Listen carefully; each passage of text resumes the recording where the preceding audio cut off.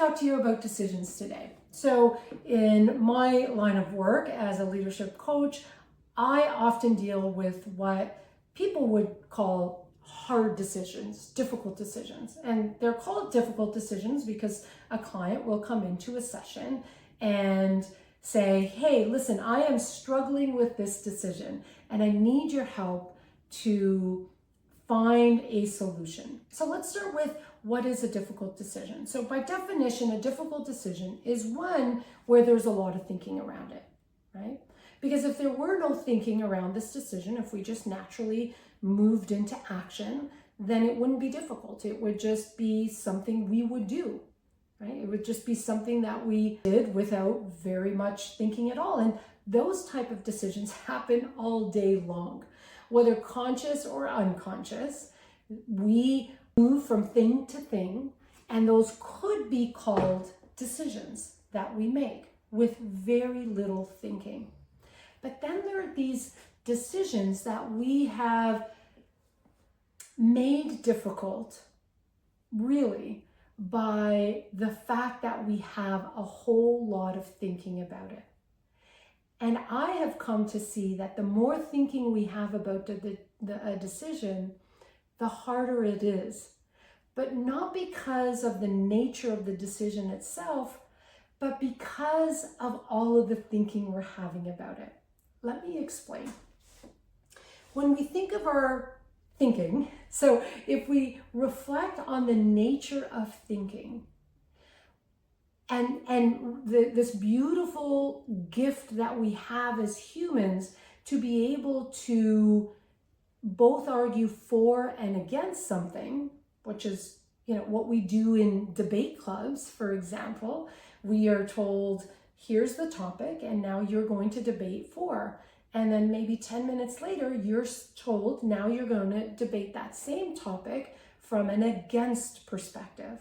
So we have this wonderful ability to argue pros and cons, this beautiful ability to look at it from one perspective and then to look at it from the other.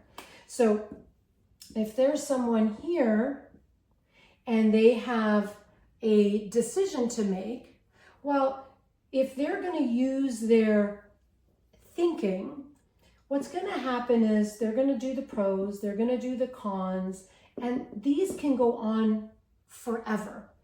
What ends up happening is that there's this circular process that happens. So we get stuck here. And this is what we call a hard decision, right?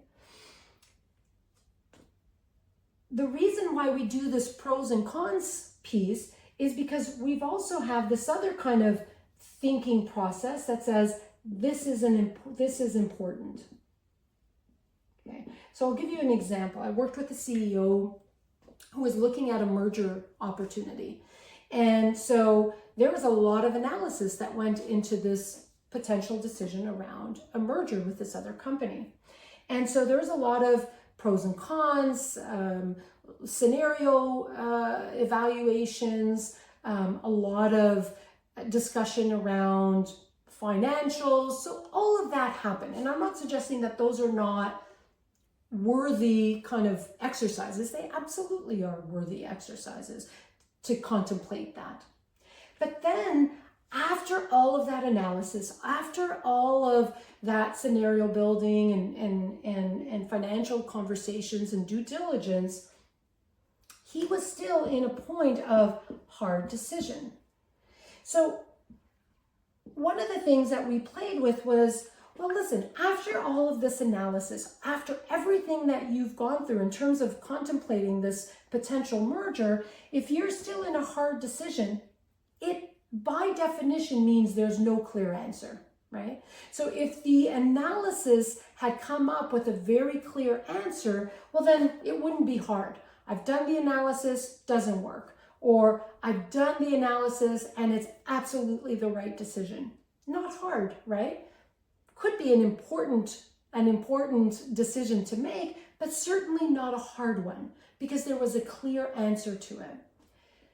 But after all of that analysis, it was still hard because there was no clear answer. And so the question became, well, how do I make this decision if I've done all of the analysis, I've done all of the due diligence, but I still don't have a clear answer? Well, we can't depend on thinking here because we've done that. We've exhausted that. And so there is an intuition, a knowing, a different type of answer that comes from our deep mind. And so the question there, what we ended up working on was settling the thinking so that he would have access to something else, right? To this I'm going to call deep mind or intuition, right? The answer was either a yes, a no, or not sure, right? And any one of those would be fine. But what we did was we looked at decision making as almost a tuning of a radio, right? So if the analysis didn't give him a clear answer on this question, well, then he had to tune his radio to something different.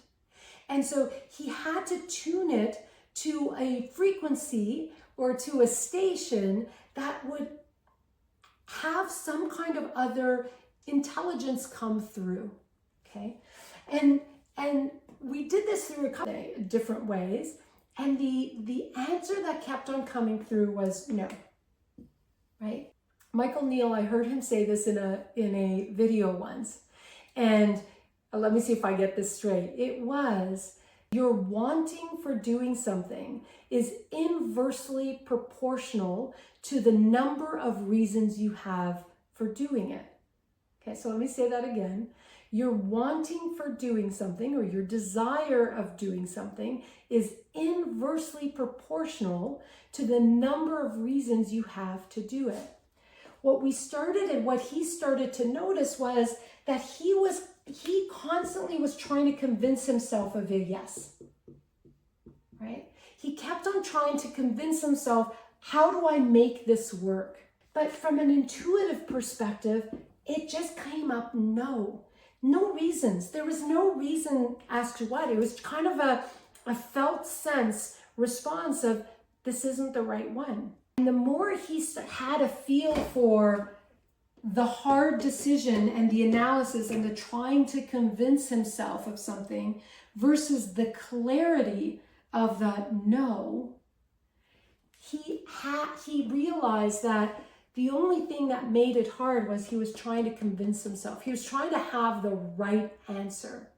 But there's no way of knowing a right answer before you do it. So when he was able to notice and let go of this pressure to have the right answer, when he started to realize that he was stuck here in thinking, and he had done all the thinking he could about this, but there was still no clear answer from that perspective, he knew that he had to tune into something else.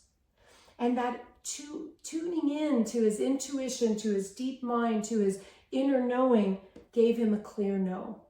And he really got a feel for that. Consider this for yourself.